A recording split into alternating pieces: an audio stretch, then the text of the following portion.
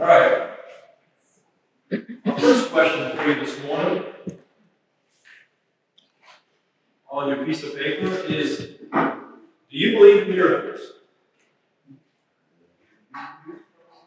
Go ahead, Bruce. This is on the blank side.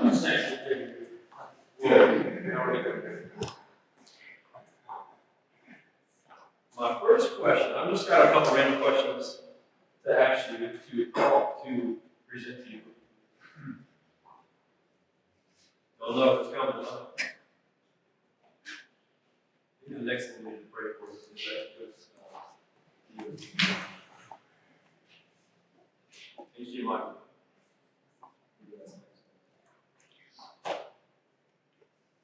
The reason I ask you that question is because I'm going to tell a story that deals with a miracle. And then we see in Scripture the book of Matthew, that's where it's from. So, you can answer that question, and let's ask it a different way. Because this is sometimes a weird response, like maybe even in these conversations. Have you ever experienced or heard someone tell you about an experience that was a miracle? Yes. Okay, give us a quick for your side. Well, recently, would in the position of the Church of God would support missionaries all over the world. Yep. And so she would have to go on big trips to places like Africa and very remote places. And she's really, it's not just one story, because she showed us about regular things that would happen that would be kind of like, very much like a biblical miracle, you know? Yep. And for me personally, I feel like, well, I had nothing to compare it to, you know, in my personal life. Like, like miracles you do that to us. You know, it's sort of like, wow, those are miracles, you know? But there are things that happen in my life that are completely unexpected. Unexplainable. Yeah, unexpected, unexplainable. That I would consider to be a miracle. All right. I was at a funeral yesterday, and they told a story about the lady who passed away and said when she went to an MRI machine, she felt a hand on her. And that's where she finally turned her life around and said, it's a miracle unexplainable when she squared with Jesus. And so, yeah, when you hear someone else tell you, you're kind of like, wait a second. Like, you're looking for the logic, you want to measure it, you want to know, is that tangible, but sometimes unexplainable. And if you keep that perspective, then that's what you do. Yeah. All right. Look at this slide here. This happens to me all the time at work. People make comments like this. So someone said this to me. Look back. The police officer pulls the lady over. What's in the bottle, man? Just some water. Man, that's wine. Oh my God, he's dead. After the tornado hit, there was stuff being dropped off and delivered. And, I just happened to be there. There were some guys there, and they delivered a pallet of water. It's this high. And so if someone hits me, it's like, hey, go do your thing with that. And what they were talking about, they're like, no, come on, man, it's getting boring around here one day, like 3 or 4 of this tornado response, man, we need some relief, go do your thing. So anyway, people send me stuff like that all the time, and I hope it's good if they're joking with me about faith, but I think it's a good thing. So my story is going to be about the Sea of Galilee, this next part. I guess we're going on 3 weeks now. Shauna and the girls and I got to go to Israel, and this is a story that happened while we were there. So I want to tell you about this. So we had been in the Dead Sea. We're on day 3 or 4 of the trip to Israel, and we drive to the Sea of Galilee, the town of Tiberias, where our hotel was right there. So we go off that morning from the hotel on the bus, and we're touring, and we're going somewhere, and they say, look, this afternoon we're going back to the Sea of Galilee, we're going to take a boat ride. Okay? And we actually got to see an ancient boat that was dug up that looks more like the kind that would have a mast or 2 masts with oars, so you could row it. That's probably what Jesus was actually in, but this is what modern day what they have. This is exactly what the boat's in, and we took a ride on it. So anyway, we're on the bus. We're finishing a tour of a different site, and they tell us we got to get on the bus. We're actually we might be kind of close. Our tour is set. We need to get going. But all they had talked about that day and the day prior to on the bus was we need a head count. Are you gonna want to eat the fish at the Sea of Galilee? Okay, well, I remember I got to go there when I was in 5th grade. When I was a kid, I went to Israel with my parents. And and we had fried fish, okay? And this is the thing, it's called St. Peter's fish. It's fried, breaded, fried, but the head is still on it, okay? It is the whole fish. All right, so I had in my head, this fish was delicious back then. Most fried food is delicious. So anyway, I was like, I want this fried fish, I want to eat this, I can't wait to get back there and have this thing.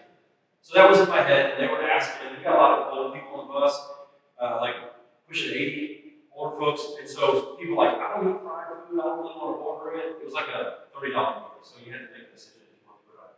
And then we had about 4 or 5 people that didn't eat gluten, didn't want breaded stuff, so we're like, there was all this confusion on the bus. We need a head count, we don't want to eat that, it's too expensive, I don't eat that. And all the time I'm going, man, this stuff was good. I had it all these years ago, I want this fish, I want this fish. And then we get on the bus after one of the stops, and they say, another announcement. By the way, the Sea of Galilee ride, the boat ride, it could be a little bit, rocky. So if you have Dramamine, if you got patch, if you this, if you lend yourself to that, you might water this. And it was like this drawn out announcement all about, oh my gosh, I'm going to be sick, oh my gosh, I'm going to get motion sickness. And they just keep going on these announcements on the bus. If that wasn't enough, after that tour, then they really got on us. We really got to go. Get on the bus. We're going to be late to our tour. There's other people waiting on us, blah, blah, blah. And so I was absolutely, my mind was racing with these things, all this stuff. And I realized, I didn't realize it then, I realized it a little bit later, that I was absolutely consumed mentally with this different stuff going on. And it was, what am I going to eat? Am I going to feel good? Nauseous-wise. And then, am I on time? Come on, bring it up out the door. These kinds of things, these notions, are what I'm assuming, what we face every day. Come on, brush your teeth, you gotta go, you're gonna be late, let's get out the door. Get your jacket, get your coat, tie your shoes. All this kind of stuff is what we sometimes are consumed on a daily basis. I guess that's another question, but I don't know if you could answer that today. What are you consumed with? Because it could be pleasing other people, it could be, what am I gonna eat? It could be, what am I gonna make for other people to eat and please them? Am I going to be on time? Am I going to feel good? All those kinds of questions. So let me tell you what happened. And I don't know what your answer is to that question. I just hope you wrestle with that because I realized this particular day I was completely consumed. We make it to this boat, we go to the dock, we go to the next picture, we're all getting seated, and you can see all this whole Israel flag is on the right. We had, no sooner got on the boat, we actually passed the chairs around, everyone's finding a seat, where are you going to sit by? Am I going to be on the outside, the inside, blah, blah, blah. And they say, oh, you're from Indiana. And they, real quick, they go grab the flag, it's their flag, obviously, and they say, they're trying to get a CD going to play the anthem, so that basically they're trying to make it feel welcome. It's it's not a spoof, but anyway. They didn't even get it. They didn't even get the CD started, and my dad started singing a cappella the anthem. So we all, you just start singing, and they asked, somebody raise the flag, quick! And it's like, it was just all this intense moment of hurry, is this possible? Well, I knew we had a older guy in the crowd, I think he was about 78, I've known him since I was a kid. He put the very first electrical panels in this building. I have a picture of him. Dave. He's an Army veteran. And so they get somebody. So I look at him, and there's this other couple that met in the Army. They're retired. And I look around, and this lady, you can see her on the right over there, she just steps up there to do it. Actually, this is one of Shauna's high school classmates. She's a Marine Corps veteran. She steps up there, and then obviously the guy on the left, he's a veteran, he just stood at attention. But I just want to tell you, in the midst of hurry up, what are you going to eat? Are you going to feel good? Everybody get on the boat. Does everybody have a seat? She stood there and just ever so slowly, and it was like the time that she had to hold that rope and raise the flag as we sang the anthem. And finally, the whole morning and all this hustle and bustle, I finally realized mentally just stop. She was stoic, professional about what she did, and the anthem some part of it usually catches you and makes you slow down out of respect, right? Or at least most of our society should do that. Anyway, that's what stopped me. I don't know what it is for you. You have a moment when you were absolutely consumed by something, but at some point, things stop us and they make us pause. Maybe for me yesterday, maybe it's a funeral. Maybe it's a hard conversation you have with somebody. Maybe Thursday, you will have a moment to pause and reflect this week. I don't know. The book of Matthew, there is a story. And if you go to the next picture, that's the lady who just her husband, and those were his 2 kids. They got their kids together, they took the trip. They were 4 that got up there, and they read 4 passages that deal with the Sea of Galilee while we're on the boat. Okay? So I'm sitting there, we're all on the edge, and I don't know, with all that going on, I thought I was mentally prepared for this moment on the boat. Matthew chapter 8. Let me read this.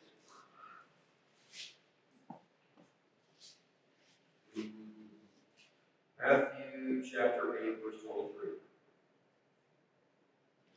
When he got into the boat, his disciples followed him. Behold, there arose a great storm on the sea, so that the boat was being swamped by the waves, but he was asleep. And they went and woke him, saying, Save us, Lord, we are perishing. And he said to them, Why are you afraid, O you of little faith? Then he rose and rebuked the winds and the sea, and there was a great calm. And the men marveled, saying, What sort of man is this, that even the winds and the sea obey him? Other versions say, Who is this? I heard one of them, I don't even know which one, I heard one of them read this. And I was caught in that moment of, who is this? Even the wind and the waves. And I looked at Sean and I said, who is this? I repeated it, and I felt a tear come from behind my sunglasses. And I was obviously just like convicted, spoken to, smacked in the face, kicked in the gut. Because what a powerful question. Who is this? And sometimes, like in the song we just sang, one of the lines kind of the same question. King of glory. Sometimes I think we need to pause, and I'm only saying this because of conviction and embarrassment. I was consumed with fright. But then I paused and I said, who is this? And everyone's thought, I think we need to re-ask ourselves, what do we call our God and our Savior? How do we address him? When we sing words like Adonai, we remember what those words mean. Or are we faced with new realities that God's got so many facets that it is hard to quantify and describe? Because who is it? Even the wind and the waves obey his power. I heard them read it. I wasn't paying attention to who said it. And I had this question, who is this? And so I'm sitting on the edge of the boat, and everybody's facing in and facing them. There's chairs in the middle and on the bench on the outside. And so I turned to the outlet. I turned to look out at the water, and this is what I saw in that picture. That's what I saw. And I realized none of us want to be on a storm, on a sea in a storm. And that was almost like last, And it really is true that the guys weren't foolish by going out the boat. They talk about this a lot. The mountains in the background is the east side of the lake, the sea, and storms come over that, and wind comes over that. This lake is 150 feet deep, the deepest part. That's like Lake Superior, Michigan material. Lake Pontchartrain is between 20 and I think 40 feet at its deepest, all the way across. The biggest Lake Pontchartrain. So it's a crazy mountains up and then down water. And that's kind of the geography of Israel. So the thing on the left is the step. I was sitting right at the edge. I think I was the last person on the boat, and this is the edge of the boat. I turned and I looked out. And this was the next passage that one of the family members up there read. This is what I was looking at. Matthew 14:22. Immediately, he made the disciples get into the boat and go before him to the other side while he dismissed the crowds. And after he had dismissed the crowds, he went up on the mountain by himself to pray. When evening came, he was there alone. But the boat by this time was a long way from the land, beaten by the waves, for the wind was against them. In the fourth watch of the night, 3 a.m. to 6 a.m., in the fourth watch of the night, he came to them, walking on the sea. But when the disciples saw him walking on the sea, they were terrified and said, It is a ghost. And they cried out in fear. But immediately Jesus spoke to them and said, Take heart, it is I, do not be afraid. And Peter answered him, Lord, if it is you, command me to come to you on water. And he said, Come. So Peter got out of the boat and walked on the water and came to Jesus. When he saw the wind, he was afraid. And beginning to sink, he cried out, Lord, save me. Jesus immediately reached out his hand and took hold of him, saying to him, O you of little faith, why did you doubt? And when they got into the boat, the wind ceased. And those in the boat worshipped him, saying, Truly, you are the Son of God. There's so much in there, verse 30, but when he saw the wind, what on earth does that mean? How do you see wind? Why Why would you leave a perfectly good boat to walk in the water? I told you sunglasses on. I'm trying not to, lose it on this boat. Feeling the tears coming down. I turned and looked out, and I heard them read this verse, this passage, and I said, staring at this water, I said, Peter, how did you do it? And that's what I remember whispering that moment. And the reason I said that is because I remember the next slide was this picture of this book. You guys ever read this book? You have it? Do you really? Can I borrow it? Okay. I have this book. I never read it. I think I sold it on Amazon, like for $2 or $3. Never read it. So I texted him back this week and I said, "Do you have this book?" And he said, "I think we lost it in the library in the hurricane. Got wet. We threw a lot of books away. They're only testing. I don't have that. I would like to read it now that I have a better perspective on life." I don't know what this book was about. And I never read it prior to, obviously, going to Israel. I don't know what it is for you. I don't know. It would be silly for any of us to compare ourselves to Peter, to say we are going to climb out of a boat in the wind, and the waves are, why would you step into that? I'm looking at the water, and that picture, I'm looking at the water, going, how did you do it? I don't have faith like that, I'm pretty sure. I measure way too much. I analyze way too much. I try to think way too much through situations. I can't imagine the faith that it took, or the insanity that it took for him to look up at 3 a.m. There's not much good in the darkness on a lake that happens at 3 a.m. And they were I'm assuming fearful for their lives at that point. And now, all these years later, someone takes that one passage in imagery and says, I'm going to capture this in a book title and a story. Has anybody read this? You have. And? Is it about fear in life? Well, yeah. Okay. It's talking about having that courage to do something, to do what God asks you to do, even when it's really scary. Okay. So on your papers, I guess the next question would be, what are you scared of? And that might be a really silly question, but it doesn't make sense to step out of a boat in a storm when there's waves crashing and wind. That's ludicrous. However, when you're questioning your own faith and you're staring into the face of Jesus who's walking toward you, performing a miracle as he's doing that, walking on water, what's the most important thing in that moment? Is it to measure the waves and to think about the boat and the horsepower you have behind you or whatever, or is it to look in the face of our Savior and say, what do you want from me? Or can I come to you? I don't know what you're scared of. I don't know what you're thinking about. I don't know what you're measuring these days. I wasn't ready for that moment, but it got me. When I was staring at it, asking the same question. I go back to that question earlier of what are you consumed with? Let me go back to this. So worldview. We've been talking about worldview, and it's basically trying to let's look at worldview in a new way with a Hebrew word. And I have to tell you what happened to me this week. Actually, I think it was last Friday. I had an email, I think I told you this, from my dad, and it had several attachments. Did I tell you this about worldview? Okay. I had asked him about this because he taught a worldview series years ago. And I asked him, can you send me just an outline? I was curious about it, and I was trying to put the notes together for what this series looked like. So about a week ago, when we were getting back, I started, maybe it was on the plane, I started deleting emails. Just to clear some inbox space. I deleted it. And I looked, and I'm like, going to the search, I'm looking for worldview, and his email address, whatever. And I find out that I only found one little part, it was something I had forwarded to back that was still worldview material. And I was convicted in that moment because I have enjoyed this worldview series for this reason. We are not teaching information and doctrine. We're not just presenting theology and saying we should believe this because it's doctrine. We're not doing that.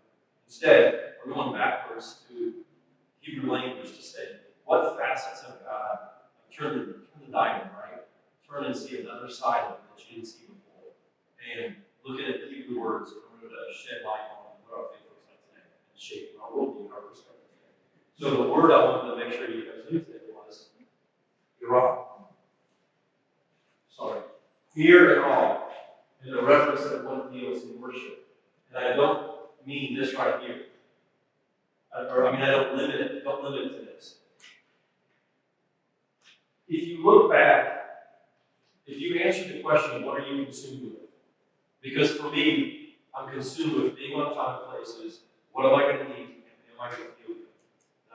I'm consumed with more than that. I'm just referencing that book, that bus ride is like that. If you're constantly consumed with those things, or whatever you're going to put on your paper, are we walking around with an awe and a fear and an anticipation and a curiosity of what God is doing around us, especially of what the impossible is doing? Because obviously, if we're so consumed with what we're going to eat and whatnot, there's no way we're going to step out of what He's doing, or what He's going to show us. What are you consumed with? The next picture or the next slide is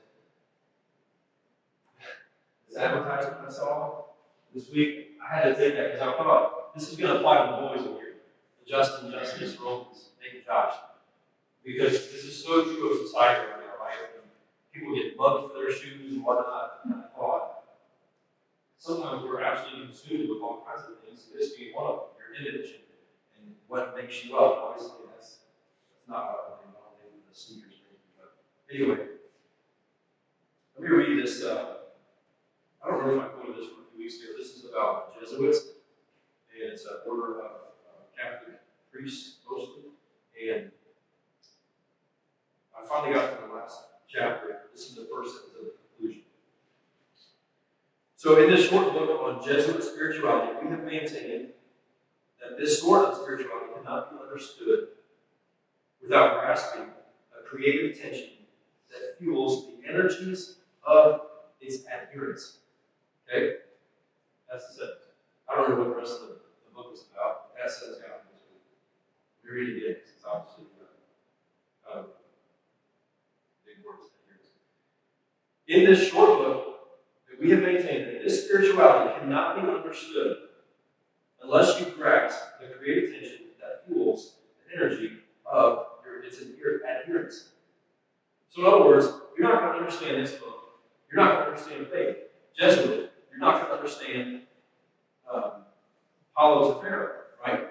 You are not going to grasp why the will of the kid. Sorry, Paulo, young guy, tremendous kid, great personality, wonderful kid, employee next door for a while, etc. Great person. Leaves his hometown to go to seminary. What's it called? To do celibacy, like swears to the church and all this kind of stuff. Joins this order. You are not going to understand the type of commitment. You're not going to understand, I think, the perspective that we have in so many cases. You're not going to understand getting up on the Saturday morning to come here. You're not going to understand the digging. You're not going to understand the miracles of walking on water in this book unless you take a moment to say, I'm going to be committed to fear and awe in that perspective, a curiosity about why that type of energy, why you would apply it, why would you give that, why would you try that? And I just asked the question, I'll go back to what I said first. What consumes you? This is obviously the season for that, right? I didn't even make it think this was a Thanksgiving thought or message. So obviously, this is the question. What are you thankful for? What consumes you? On the way here this morning, we were driving just early tonight, and you can see this fog come across the road. And I thought, that's weird. I thought it was a big truck going through some sand, and it just whipped it up or something in dust. And then I was looking at it, she even said, it doesn't smell like anything. And I'm looking, it was just a fog. We went through it, and by the time we were at the stoplight, it was gone. And I get a text on my phone before you got to the building, in that distance from Parish Road to here, there was a house fire.